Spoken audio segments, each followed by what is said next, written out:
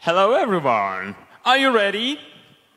I'm the last one. Thank you for your patience. Let's applaud ourselves. We are great. So, today, Todd told us about 6 hours marathon. I can congratulate you because we have already overcome 7 hours marathon. So, educating your mind without educating your heart is not education at all. This idea was expressed by one of the greatest educators of all times, Aristotle. I suppose that that man even didn't imagine that he would become a father of a so-called holistic approach to education. The approach which undermines us as educators to develop the whole child. That is, his emotional and cognitive dimensions. Speaking with the terminology of modern pedagogics, we are going to talk about EQ and IQ. Let's revise some basics of these two concepts.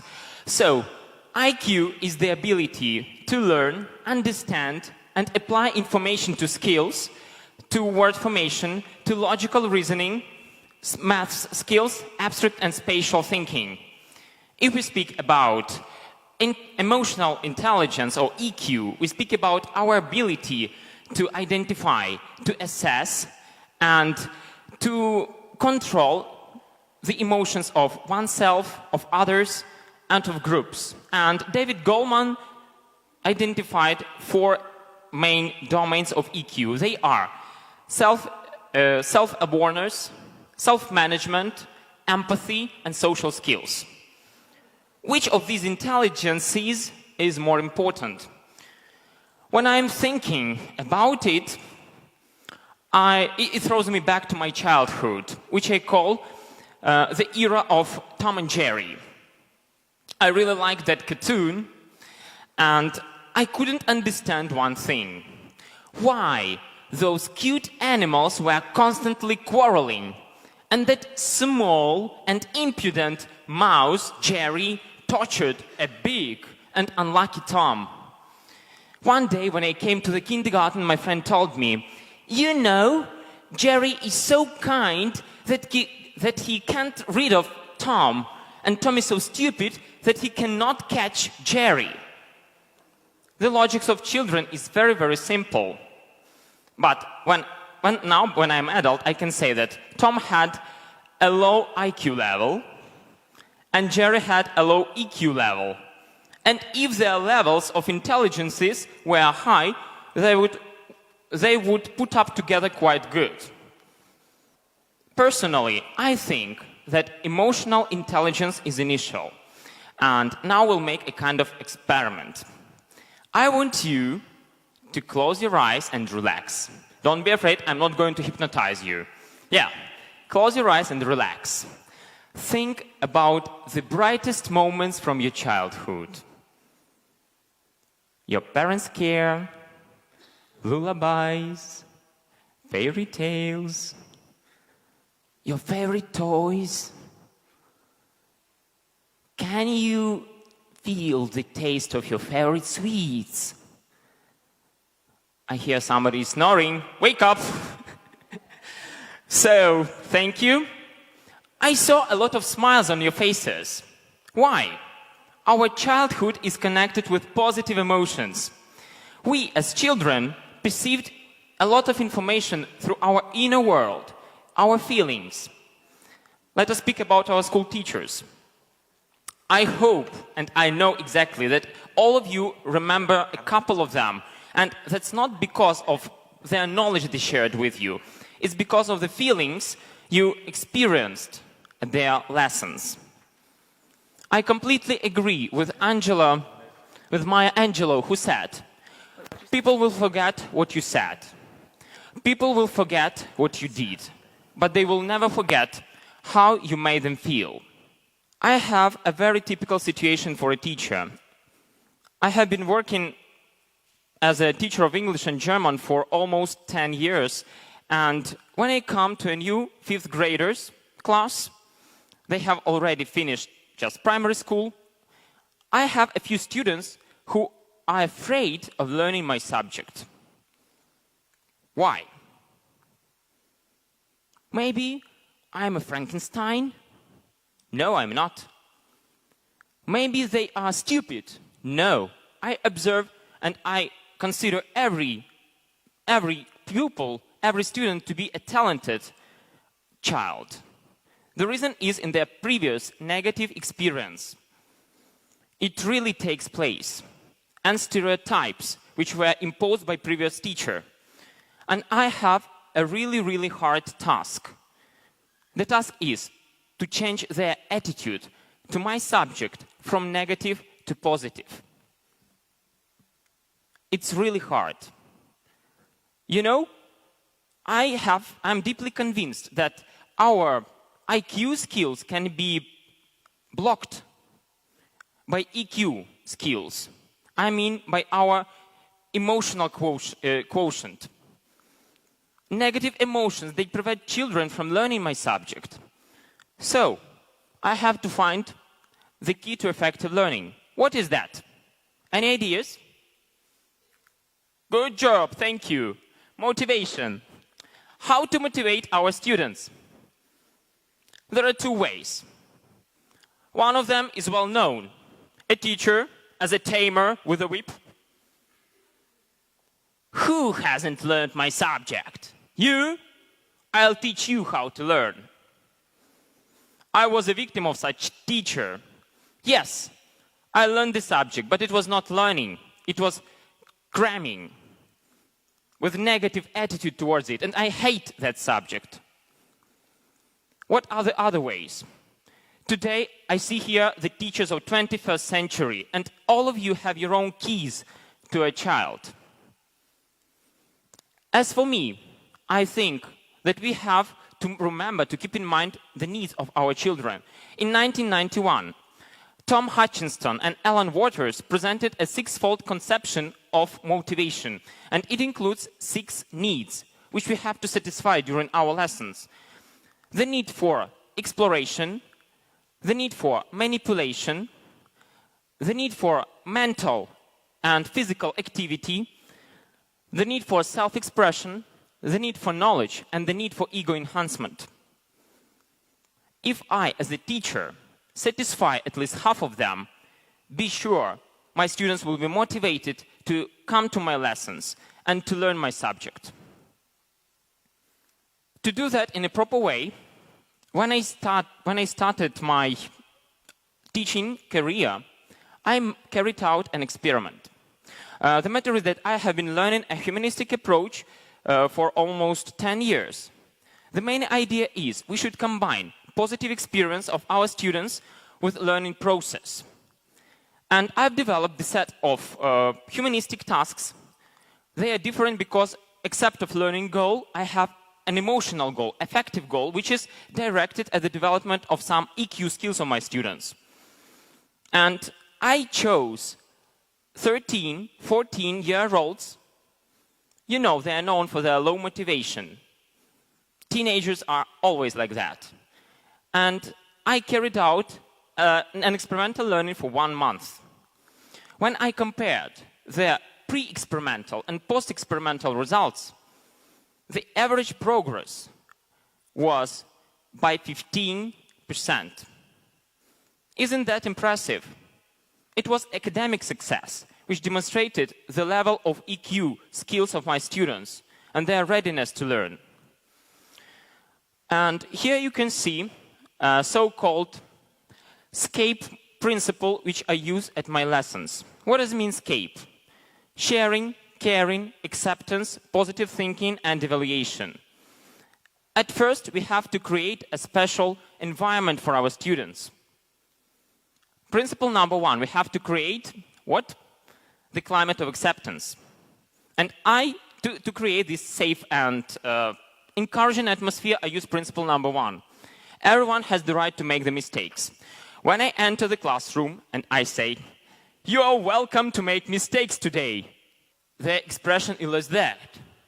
What? What do you mean, crazy teacher, making mistakes? Haha, we don't believe you.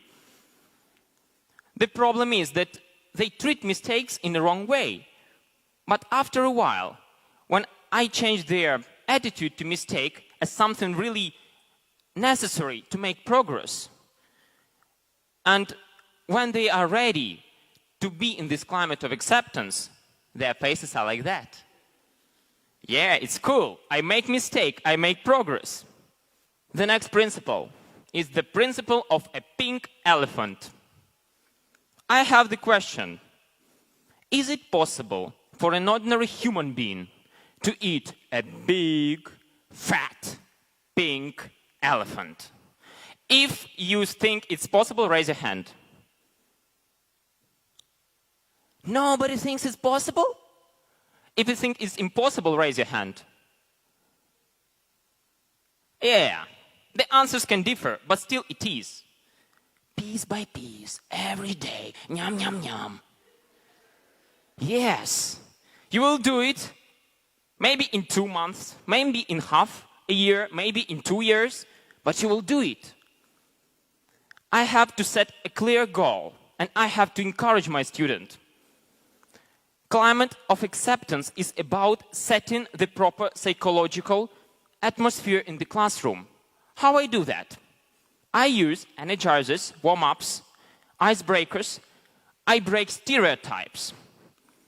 Now you will see one of the examples of that. I want you to give me the rhythm. I'm often rapping at my lessons. I use military rap. You know what I'm saying. Da, da, da, da, da, da, da, do, do, do, do, do, do. Yeah, something like that. And now I'll rap in a way as MC Jason Levine does. So just give me the rhythm.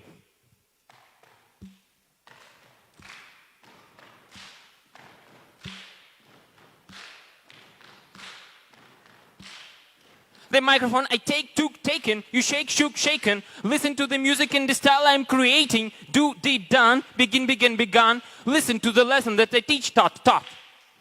That's it. So, we usually stay in a circle.